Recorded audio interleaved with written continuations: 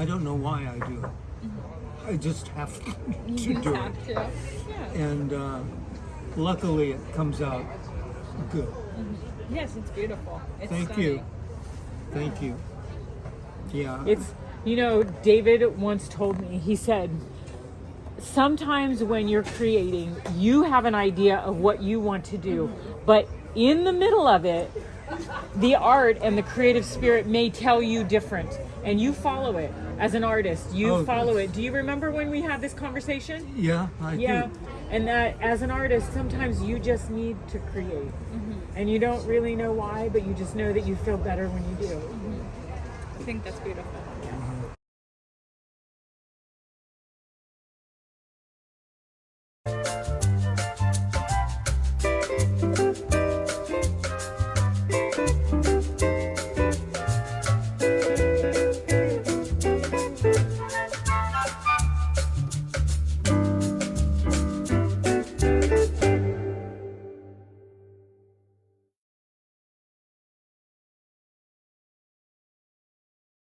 Exposure. So it's a great program. And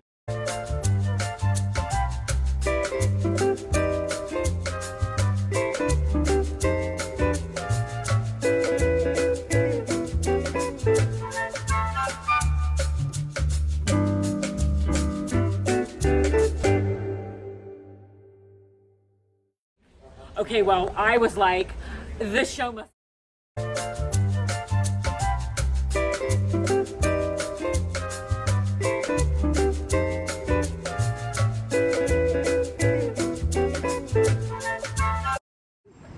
Speak to your congressman.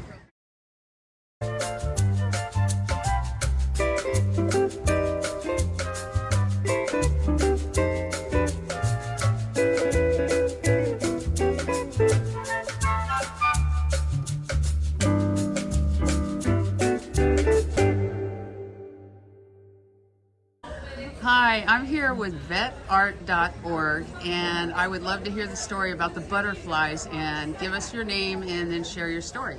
Absolutely. Okay, so I'm Deprise Brescia, and the way that the butterfly garden started, it was during the pandemic, the beginning of the pandemic, and we had already planned to do one of our Veterans Voices exhibitions, which is a month-long exhibition, and we do all kinds of fun stuff leading up to it, art classes, workshops, and nobody could go indoors. Everybody was freaked out. The world closed down. And we were like, okay, well, I was like, the show must go on. And so I thought, you know what? We need to change this. How do we transform in this time? Why don't we do an outdoor exhibit? What could we do that would be safe? And I thought, well, heck, if we hung it from the trees, what if we did butterflies? What if we did butterflies? And the only thing that people had to do was write something positive on the wings of the butterfly. That's it, to add more beauty and positivity to the world. So we used the works, the Hado works of Dr. Masaru Emoto, that's what it was based on, where he has proven that our words have an impact on water and therefore our bodies and the planet as a whole. So they write something positive on the wings of the butterfly, we give them the materials, and then we hang the butterflies. We varnish them, we get them prepared. Veterans can take them home, their family members take them home, keep them, they can leave them here, they can sell them, they can have them on display, they can do whatever they want. And the first year it became so popular that we decided to keep it. So it has become a permanent installation, and who doesn't want to be a butterfly, right?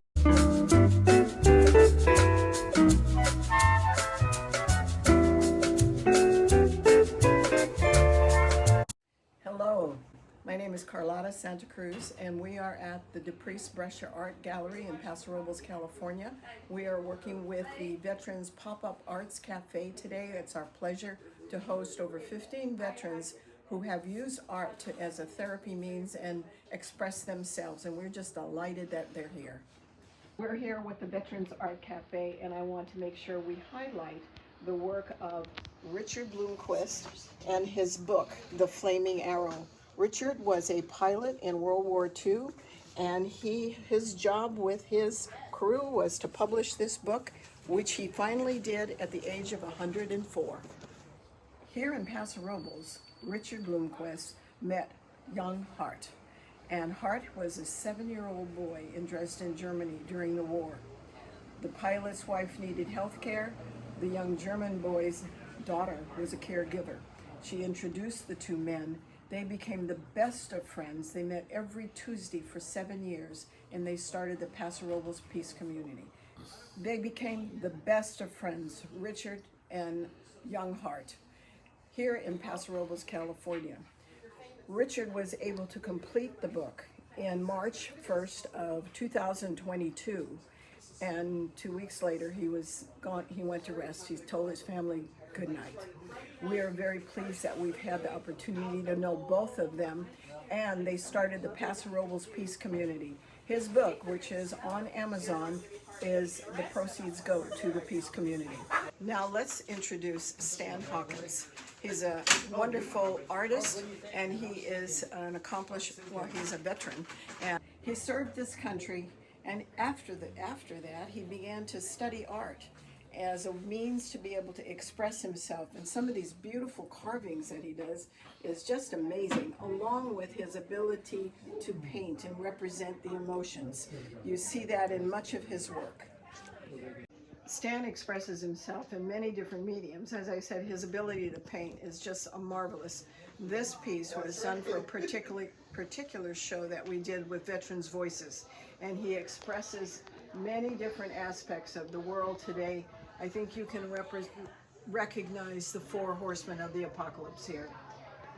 He comes with a message of hope and with a message of hope for all of us.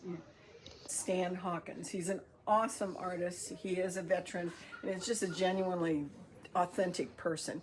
Stan served the country. He's come back. He has studied art he was a businessman as well, and he studied art and is able to now help other veterans to paint. He does classes. It's amazing what this man does.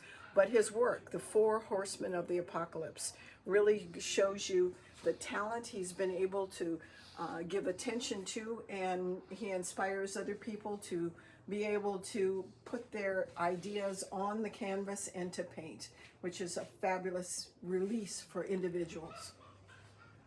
So my name is Sandy D, and I'm here with VetArt.org, and this is my new sister, and we're going to take a walk with her by these posters.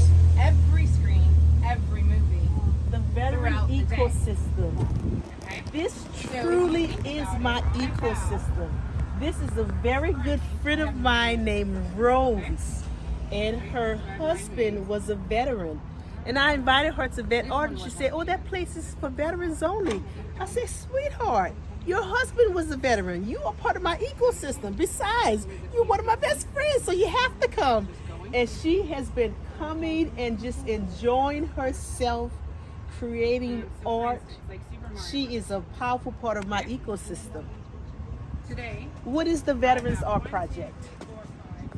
Basically, in a few words, I'm going to say deep arts engagement. whoever watches these 10 movies, that's It's the process of what happens when you are involved in art think about how many that makes things happen. So I have That deep engagement with the arts that changes your mind, just changes the way you live. It has changed the way I deal with my chronic pain. when they come into the theater. So if you do Yes, artists can be second responders for veterans. do it again in another It happens every day.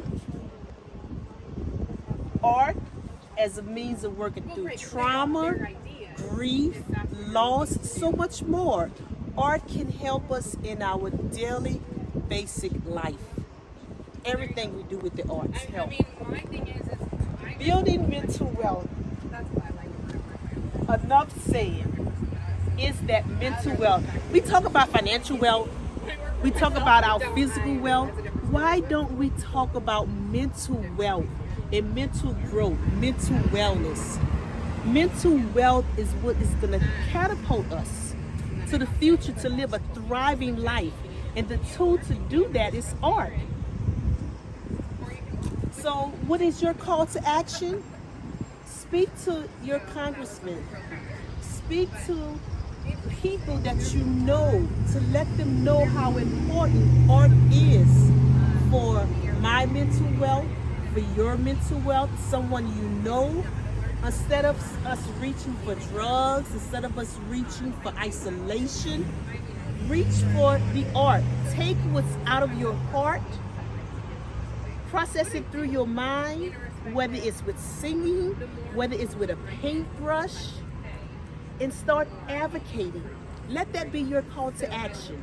Advocate, advocate, advocate for funding in the arts, especially where I live in San Diego County, where there's so many military and veterans there.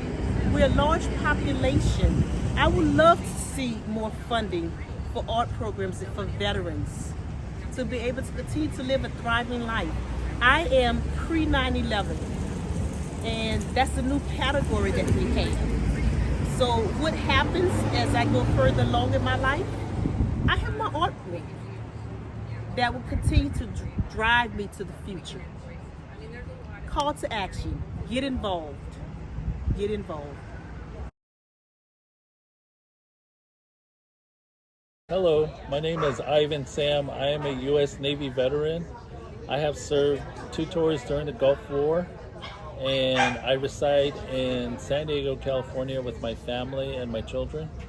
I'm originally from Window Rock, Arizona, a little community on the Navajo Nation. I come from the Towering House people, born for water that flows together people. My paternal grandfather is the Near the Water people, and my maternal grandfathers are the Coyote Pass people. So therefore that makes me full-blood Navajo. During my time in the military, I experienced a lot of trauma, a lot of different experiences that have been outside of my background being Native American. I grew up on the reservation. My grandparents raised me. We had livestock. We had a farm and different types of various vegetables we grew. So just coming from that background, being close to the earth, ceremonies, and just very family oriented. Interdependency was a big thing within our tribes, and when I got deployed in the military, I experienced something else that was more of institutionalized setting, order, putting things in order. Military comes from certain orders. There's certain structures that come in the military experience as well. So that was a big trauma itself. And then going through wartime, we've experienced a lot of trauma and going through war, fighting during the time of those campaigns that I served in. So just experienced that type of trauma, really taking away a lot of the innocence and the experience that I've been through as an Indigenous person. So therefore, as I got out of the military, I struggled with PTSD. I struggled with depression because of my injuries that I sustained in the military.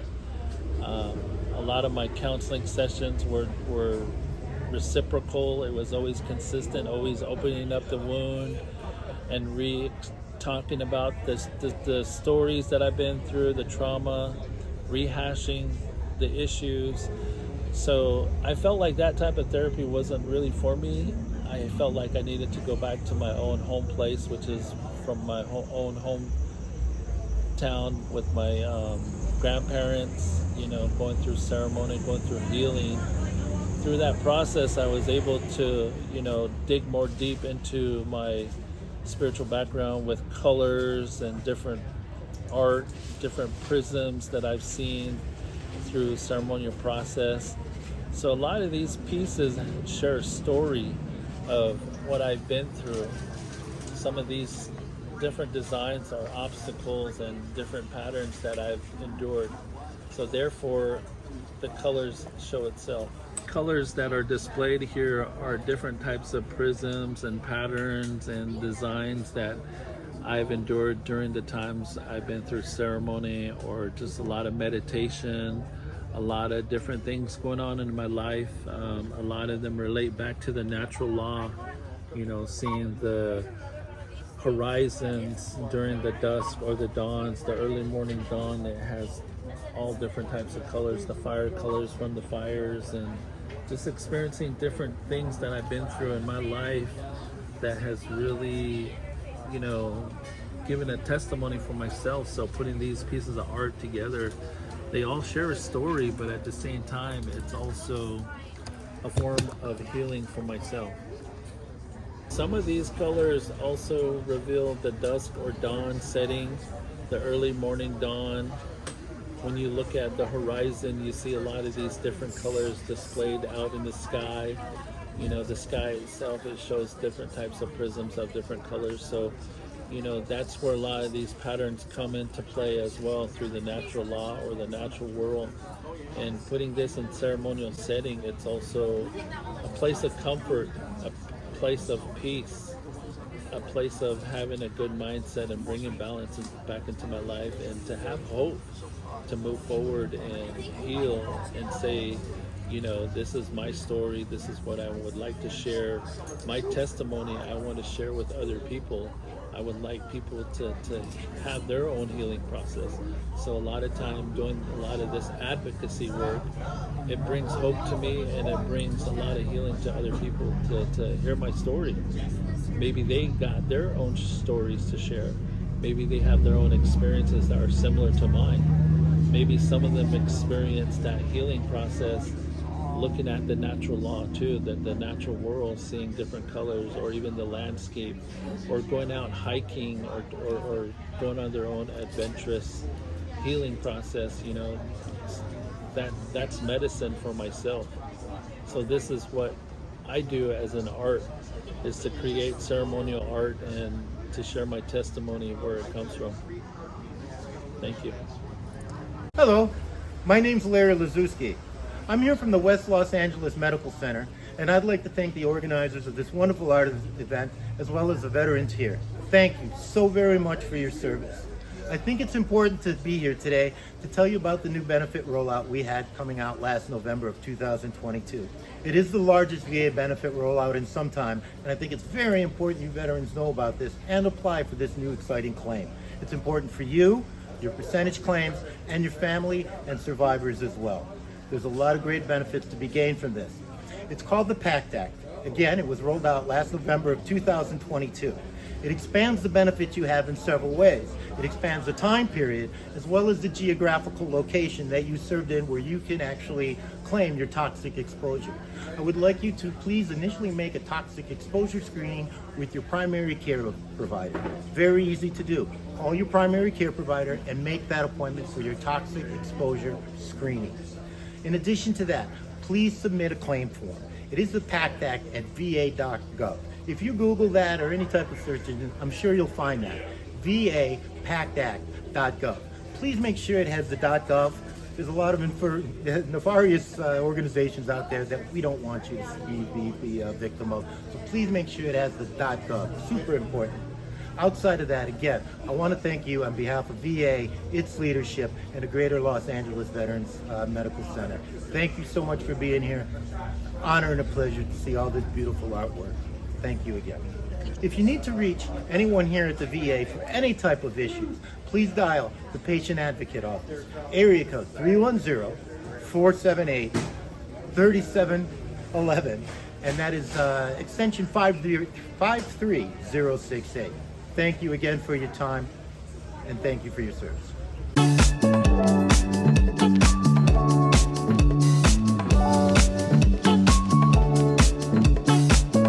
So I'm with the San Luis Obispo Vet Center, and we are part of the VA, but we're a little known part of the VA. We only do readjustment counseling, and it's for people who, veterans who suffer from PTSD when they were in combat. Our other eligibilities are military sexual trauma, those who served with the mortuary services or were a combat medic, may have not been directly in combat, but they saw the result of combat. We also include people who fly or drive the drones, including the ones, they sit back and 1,000 miles away, they see what their drones have done. so they are eligible. We've just recently included people from National Guard. So if they've been deployed on natural disasters like fires or civil unrest like what happened in Portland, Oregon or DC. So we've just recently added eligibility to include people who are in the reserve that while they're on drill status or they're on a training, if they've experienced, something like something that happened on that status. I don't know what, it could be sexual assault or sexual harassment, things like that. They're eligible now for our services. One of our other ones is for any family member who has lost somebody on active duty, that we can see people, we can see the people who have lost someone. So if a service member dies, we get the notification, and then we reach out to that person and offer readjustment counseling. We offer counseling. I think what we're looking at now that they're trying to get passed in Congress is that we will, if a veteran dies due to suicide, that we will start seeing those family members also, which would be great. Vet centers were started in 1979 by Vietnam vets who needed somebody to talk to, and they had what was called peer counseling. It was taken before Congress to add into the VA, and I think it was in 1982 that became permanent, and they added people going in, they added other war eras like World War II, Korea. So now we include all combat eras. It includes things like Bosnia, which wasn't an actual war, but it includes like Bosnia, Somalia, some of those smaller ones, which is really a great thing. Another thing that how we're different from the VA mental health is that we can see anybody regardless of their character of discharge. VA can only see someone who has been has an honorable or a general discharge. We can see everything. We can see everything from an honorable to a dishonorable. That's one thing that makes us a lot different. What we can do with those who have an honorable or dishonorable discharge, sometimes what happened was that was caused by like from PTSD, because people would use drugs or become violent, and they'd end up getting dishonorably discharged. However, what we do is work with them to show that behavior was caused due to their time in the military, whether it be PTSD or what, and we can help them get their discharge upgraded. We don't do the actual paperwork, that we send them over to the Veteran Service Office for that. And we work a lot hand in hand with the Veteran Service Office to help, everybody, like with just a regular claim for PTSD, our counselors can write letters, diagnosing and saying what their PTSD is like. Our phone number is 805-782-9101. Thank you. In addition to celebrating the art, I want to invite you all to investigate the art, get to know the artists, and find out the healing properties behind this process of making art. In 2008, I was a homeless veteran holding a sign in San Diego. When they first gave me my diagnosis of post-traumatic stress disorder, which I had been living with for 30 years undiagnosed, they told me that I would be unemployable. They told me that it was permanent. They told me that it was complex, complicated, and individualized. But it kind of made sense. It was devastating for me to hear that I was unemployable. In that 30-year period, I was self-medicating. I was neglecting my family, my children, my wife. And I became addicted to several different substances. And I didn't realize at the time that I was using that as a mask to cover up the flashbacks I was having, to try to get rid of the nightmares I was having every single night. And so when the VA offered to give me a shoebox full of pills, I said, that's not going to work for me. First of all, I'm an addict. I'll abuse them eventually. And then I'll try to sell them. And then I'll go back to prison. And I didn't want that anymore. So my therapist said, okay, let's try something new. Let's try art. I said, art? I said, I'm not a very good artist. She said, that's not the point. So she literally brought a box of crayons and some construction paper to one of our first meetings. And I put my hand on the paper. It was right around November, and I made my little turkey. But it made me smile. I hadn't smiled in a long time. And things progressed. We did painting. We did ceramics. I built a mask. I started telling stories, another form of art. And now, today, I'm a communication professor at 5 different colleges in San Diego. I am employable. I have my family back. Now, to further prove that art for me works, I've had some challenges along the way. We all went through COVID together. But 2 years ago in May, my son passed away in a horrible accident. And the first thing I turned to was art. I helped that art get me through that grief. Like my PTSD, though, that type of grief is powerful. But I'm not going to ever let it take me back to the person I thought could handle my situations on my own, who thought had all the right answers, which were the wrong answers. So for me, that's the power of art in my story. And each and every veteran here has a powerful story to tell. And it starts with the expression of their art. Their art can tell part of that story. What is your call to action? What are you doing to help us spread the word and to advocate for art as a new healing modality? I'm sure the medications that come in a little yellow pill box serve their purpose for some veterans. But for some others, we need an alternative. And they should put art in a little yellow bottle with a cap and say, take this. Because if it can turn a 9-time felon, homeless veteran, into a college professor and a nationally recognized storyteller, it can do the same for each and every other veteran, not just us here, the ones we see out on the street holding a sign. I may ask you, what's your call to action? What are you doing? Because it takes a village. It took a village to get me here. And now you guys are part of my village. And I am forever grateful. That's why I come to these events, to tell my story, to hopefully inspire someone else that life isn't over after PTSD or TBIs or sexual trauma.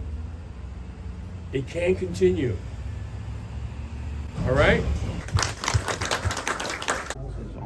Yes, there's all veteran art. So there's a variety of different veteran artists, like this piece right behind you. Fatherhood. This is actually from one of our younger veterans, and he actually and you would never believe that he is very new to the arts. He did these 2 works right here, and then this piece over here too. And then this beautiful one called Emily, the Blue Lady, right over here. See her up on the wall? Gosh. Yeah, really good. And so he came from like never having done any art, having challenges, mental health challenges, having the family come together and start doing art, and then he got sparked, and then all of a sudden it just kind of snowballed to the point where now he actually has a designated room inside his house that they use for it, and she and his wife, who's here, said he absolutely, he needed this, and the fact that you come here and acknowledge these people, it's incredible. Oh no, so that's thank you. Yeah, you bet. Thank you and for giving them a place to show their art and to express their feelings. Yeah. I'm going to ask you real quick, what do you think about all this? Look, I think we're first and foremost lucky to have the Deprise Art Gallery, to have these pieces here and to allow our veterans to be able to express themselves, especially in this manner, and to let people see what our veterans, not only what they can do through art, but also how they're feeling through their art. And so I think we're pretty lucky here in Paso Robles to have obviously a gallery and a gallery owner and an artist herself to basically host our veterans, and in doing so she's playing up to her part of basically serving those who served us. So definitely something what our community stands for. So thanks for being a part of it. Awesome, thank you. Right on. And since I snuck into this, your name and what? Sure, Jimmy Panetta, U.S. Representative for the 19th Congressional District. Thank you so much. You bet. Good afternoon, everybody. What a wonderful day to be out and about in this town of Paso Robles, and of course to be at the Deprise Art Gallery. And first and foremost, please, let's give it up to Deprise Brescia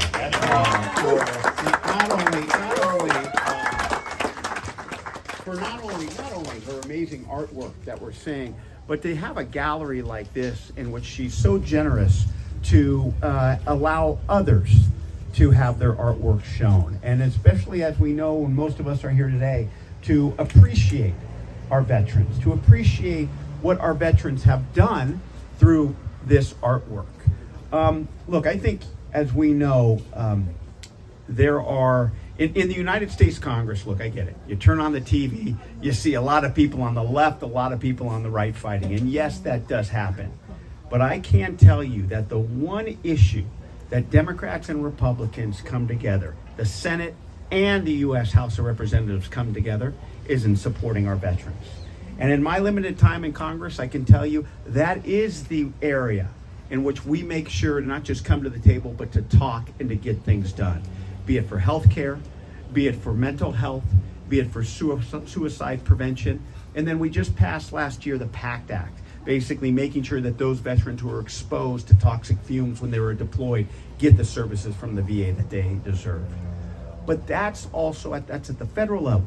It's helped so much to have something like this art gallery, like this art show today at the local level, which means so much to our veterans. Now look, I get there's the VFW or the American Legion, but you know what? There's other ways in which veterans can express themselves and come together. And we're seeing it on these walls, on the tables, all around us right now. These types of expressions of our veterans, which allow us insight into who our veterans are, into what they're thinking, into what they're going through right now. And so this not only helps their veterans express themselves, it helps us understand veterans. Now, don't get me wrong, in this community, we understand what it means to serve our country. I firmly believe that. But it also helps when people have insight into what those who served are thinking. And how lucky are we today to have this type of artwork in which we can see that, we can understand them, and to us, that's how we can better serve those who serve us. So once again, let me thank Deprise for doing this and opening our art gallery. And one of the nice things that we can do is obviously honor our veterans, honor those people with congressional certificates, and I've done that today. And so what I'd like to do, because there's so many of them, and each of them deserve basically their name to be read out, I'm going to read each certificate. And if for some by chance you're here, please come up and get your certificate. I would appreciate it. So the first one is Stephen Dilly. Hey, there he is. Thank you very much for coming. I appreciate that. Appreciate Thank you. you. Thank you. And Avalon? Oh yeah, you bet. Yay. Thank you.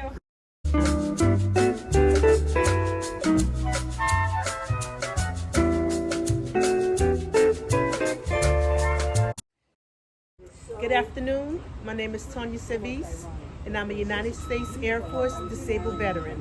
I suffered in silence for many years, dealing with my military sexual trauma, my PTSD, my chronic pain, and my anxiety. My chronic pain was so bad that I attempted suicide twice. I just had a bad day. My pain was on a scale from 1 to 10. It was a 15 because I really felt like I was gonna die. It was a moment. I took some pain medication that didn't help. I took another prescribed medication that didn't help. And I took a third. I was out for 3 days, I was told. Realized something had to give. Fast forward in my life, I'm still dealing with my chronic pain. And I went to this organization called the Veterans Art Project. And I started to listen to the stories of the men, especially the women, that were struggling with their anxiety.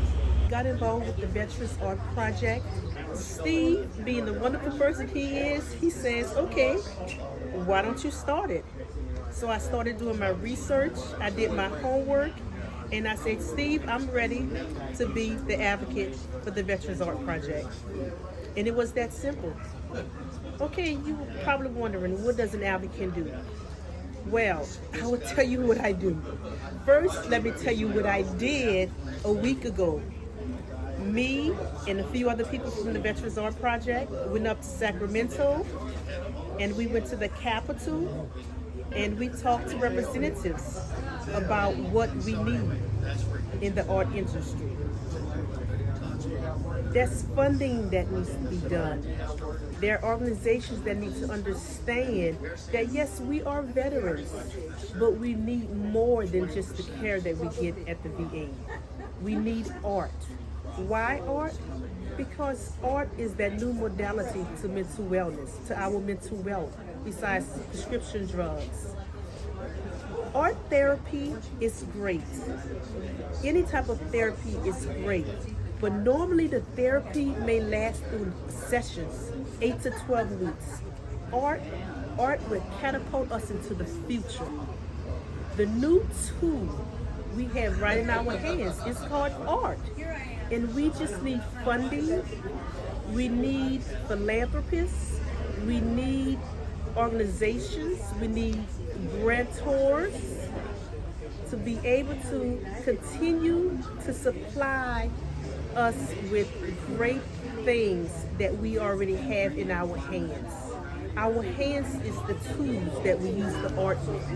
Whether or not we do poetry, whether it's gardening, whether it's ceramics, spoken words, music, it's all healing to the mind.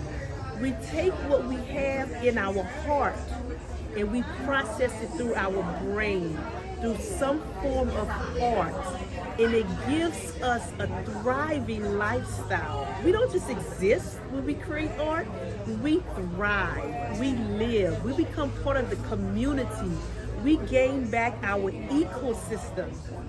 You take a veteran that's isolated and give them a paintbrush and just watch their mind explode.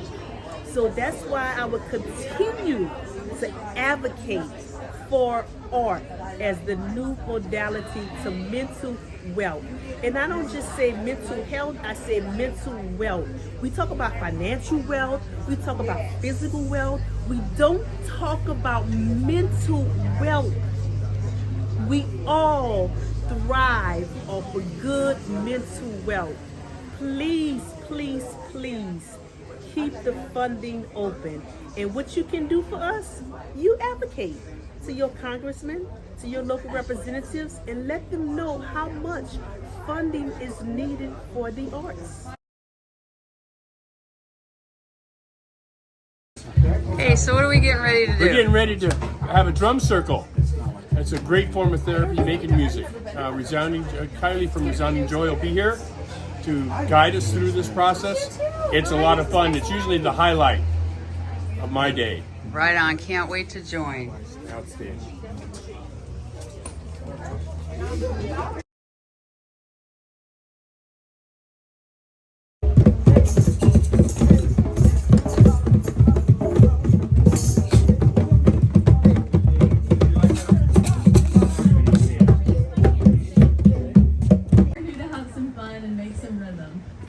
this beautiful day.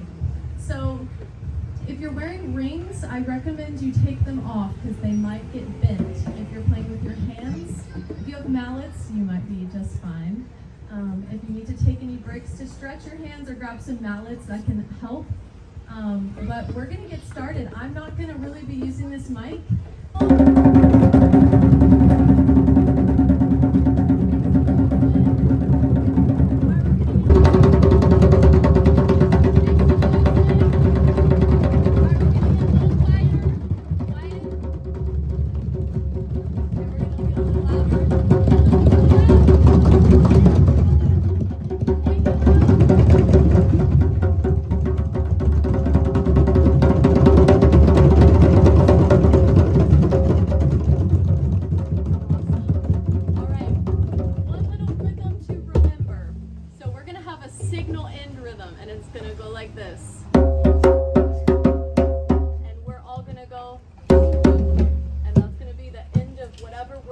So if you hear, you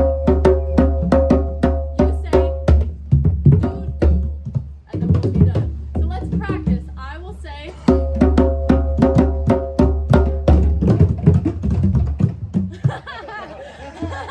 we're getting there, yeah. Hey, if we're close, that's good.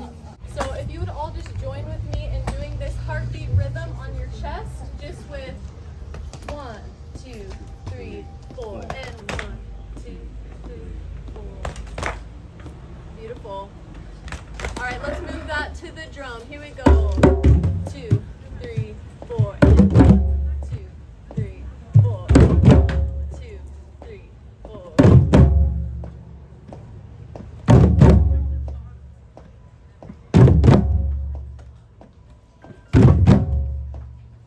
Nice. All right, add something if you'd like to.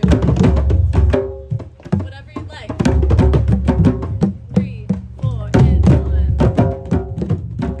And 1.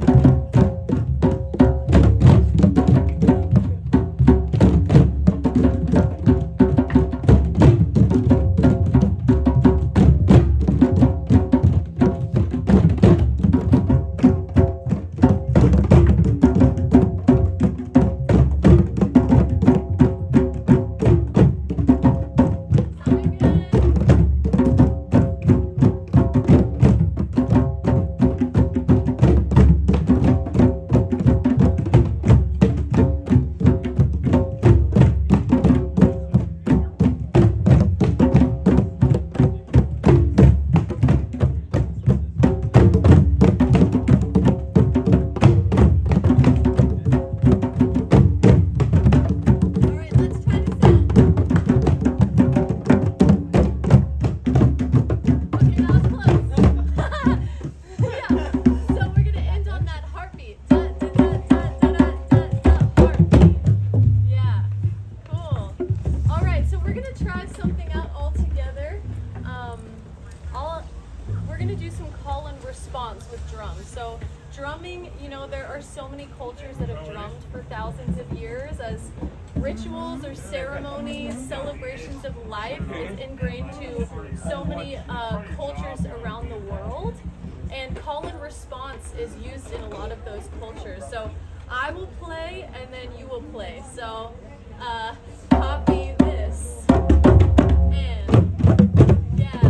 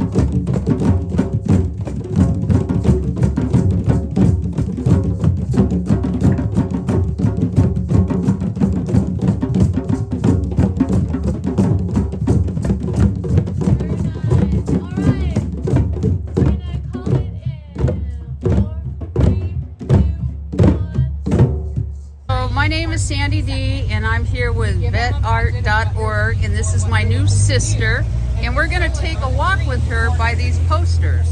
Every screen, every movie. The veteran Throughout the day. ecosystem. Okay. This truly is my ecosystem.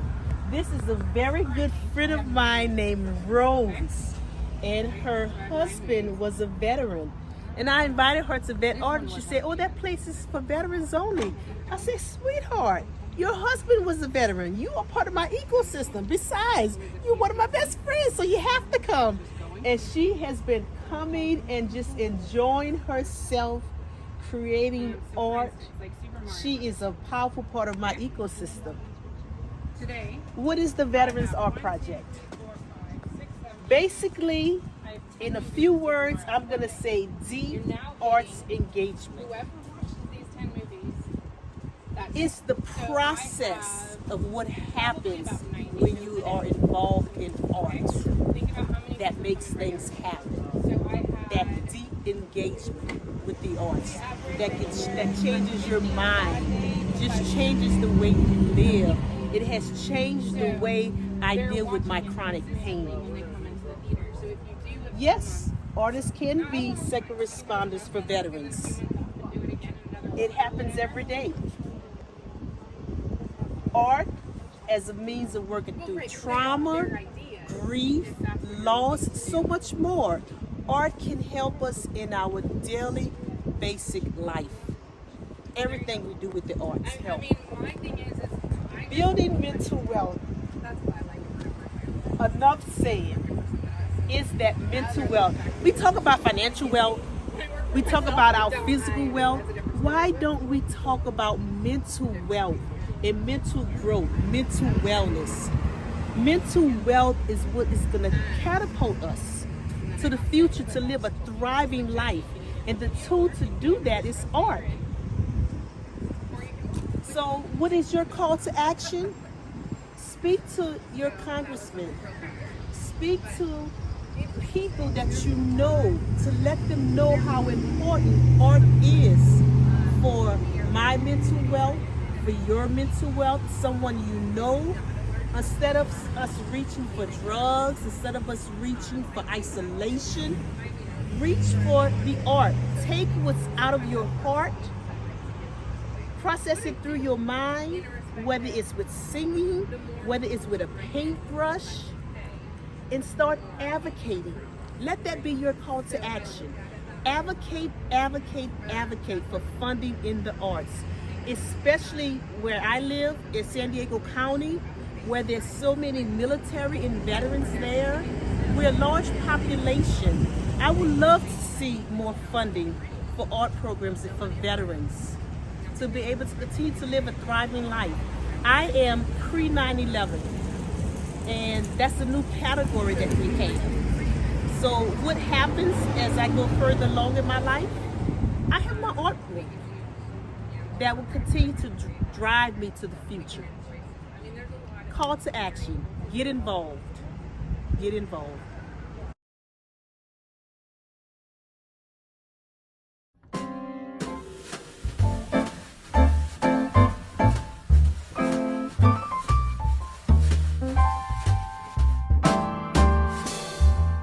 Always a fun day to get people together and celebrate art and artists. She does that for Cal Art, and I was invited to show my pieces. For me, art is... Okay, so I'm here with the artist that does the paintings behind him, and he's going to tell us his name and a little bit about his work and what's the meaning of art. Okay, I'm James Davis, and these are my pieces here. And we're at the Pop-Up Veterans Art Cafe in Paso Robles. And I'm excited that I was invited to show my pieces. For me, art has been a lifelong passion, but it's always been more of a personal passion. And this is only the second show that I've participated in. And for me, to be able to connect with people and talk about why I create what I do has been very valuable. I actually, a lot of my pieces have a cityscape motif, and so that's a theme that I carry across. And then, of course, cats. I have a cat piece here. I love cats. and then I lived in Morro Bay for a period, and then most recently I took a class on oil paintings, and this is a plein air piece that I did, and really proud of this. I did this in about 3 hours, start to finish, and when I lifted the paint off, the brush off, I said I'm done. And so this was a really good lesson to not to overwork the art, but just to do it. And I enjoy the process of sneaking off, painting, especially late at night. For me, it's always been a stress reduction. And now it's an opportunity to connect with people and to share my story, but also learn other people's stories with their art. So participating in this show has not only allowed me to show my art, engage with others, but also to meet other fellow artists and find out about their stories. And for me, it's been extremely fulfilling. Right on. Thank you for your time. Thank you so much. It's been a life.